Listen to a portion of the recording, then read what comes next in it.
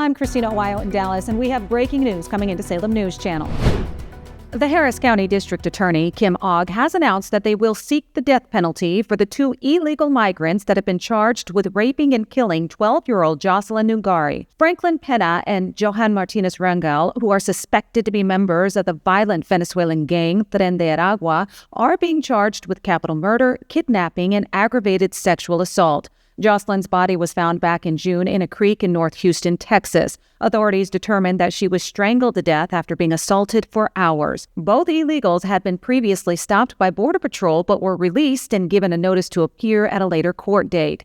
Many blaming the open border policies of the Biden-Harris administration for her death, including her mother, Alexis, who's calling on Congress to pass the Justice for Jocelyn Act that would keep detained migrants in custody while their cases are proceeding. The Biden administration is making a mad rush to sell off border wall materials that were supposed to be used on the southern border wall before Trump takes office next month. According to a report and videos from a U.S. Customs and Border Patrol agent via the Daily Wire, unused sections of the wall are being hauled away on the back of flatbed trucks. The agent says that about half a mile of unused border wall is being moved every single day from a section of the border just south of Tucson, Arizona, saying, quote, the goal is to move all of it off the border before Christmas. Trump campaigned heavily on securing the southern border and finishing the construction of the border wall using the materials that have been laying on the ground untouched since Biden took office. Many are now saying this is being done in an effort to hinder Trump and his progress with finishing the wall. New York City Mayor Eric Adams detailing his meeting with incoming border czar Tom Homan about illegal migrant criminals and his plan to work with the Trump administration to protect American citizens. He also pointed to the hypocrisy in this country. We will not be a safe haven for those who commit violent acts. We don't do it for those who are citizens, and we're not going to do it for those who are undocumented. We made terrible mistakes in the past by preventing to keep our city safe from those who are committed repeated acts of violence, particularly these dangerous gangs that we have witnessed in our city, and we're not going to continue in that direction. 500,000 children. There's a level of hypocrisy that everyone that states they want to protect everyone, but innocent individuals who are victims of crimes and children. I want to support and protect children and innocent people that are victims of crime. Here it is, the sign that was seen in the overnight hours in Seattle reading "One less CEO, many more to go." The sign was spotted along a busy Seattle highway and is clearly in reference to the recent murder of UnitedHealthcare CEO Brian Thompson. According to SDOT's press secretary, Ethan Bergeson, the sign did not belong to a government entity like the Seattle Department of Transportation or Washington State Department of Transportation. Instead, a private construction contractor owns it. SDOT was sent out to investigate, but when the crew got there, he said the message was gone. They are now trying to figure out who is responsible. This comes after signs were posted up in New York showing the pictures and names of top-level executives from healthcare companies, some showing Thompson with the red X over his photo. The suspected killer, 26-year-old Luigi Mangione, has been arrested, is behind bars in Pennsylvania, and is currently fighting extradition to New York, where he's facing a murder 2 charge. Kellyanne Conway, the former senior counselor to President Donald Trump, had a few words to say about why Democrats lost the election at the Deal Book Summit, saying it was the rejection of wokeness that led to victory for Trump. The fact is this. I said it a year ago, I'll say it again because it was just raised. The Democratic Party right now, every day they wake up, it's still January 6, 2021 on the calendar, they get an electric vehicle, they get an abortion. You're out of touch with the public. This election was a rejection of wokeness, and people, every state went more red except Nebraska and Washington State. That is a sweep. That is a mandate. That is President Trump coming into office and the American people saying, please make my life safer, more secure, more affordable. Please get us out of these foreign engagements.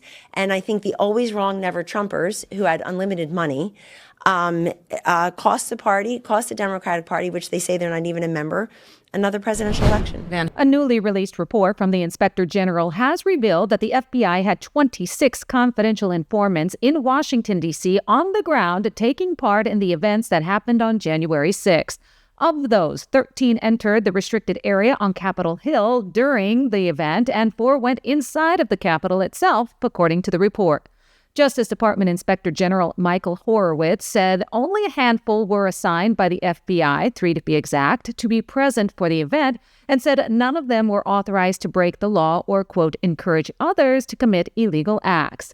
Confidential human sources that are told to be at certain events are paid by the FBI. The report said they were tasked with traveling to D.C. to report on the activities of domestic terrorism subjects. Many other January 6ers have been federally charged for entering restricted space and the Capitol. However, none of the confidential human sources were charged with crimes. President Donald Trump is promising to give massive tax incentives to companies who choose to stay in the United States, employ American citizens, and make their products in the USA. Trump making the statement shortly after being named Time Magazine's Person of the Year for the second time. I'm down to 21% from probably 42 or 44%, depending on where you are. And we got them down to 21. Everyone said that was a miracle.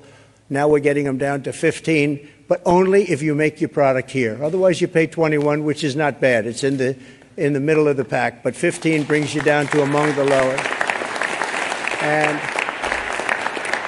And for those that are running the big companies, those great, big, beautiful companies, nobody's going to be leaving us. You're going to be coming back. You're going to be bringing it back to the United States. We are incentivizing everybody to come back to the United States. We want you back here. Car manufacturers, everybody.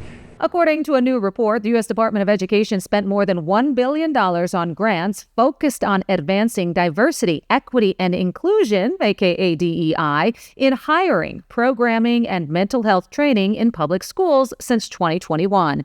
The new report coming from the organization Parents Defending Education, who have a mission of reclaiming our schools from activists imposing harmful agendas. Researchers sifted through years of publicly available data from the Department of Education to figure out how much money and the number of grants that were awarded to school districts with DEI motives. They found that 229 grants across 42 states and Washington, D.C. fit the ticket. Mark Zuckerberg's Meta, the parent company of Facebook and Instagram, has donated $1 million to President Donald Trump's inauguration fund.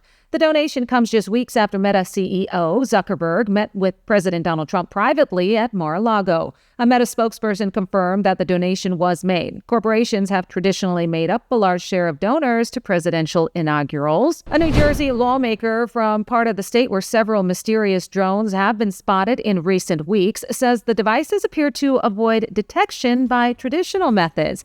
Assemblywoman Dawn Fantasia was among state officials who met Wednesday with representatives from the Department of Homeland Security. She says lawmakers were told the drones have dodged detection by helicopters and radio. Fantasia says DHS described the devices as up to 6 feet in diameter and sometimes traveling with their lights off. That's what you need to know at this hour. In Dallas, Christina Aguayo, Salem News Channel.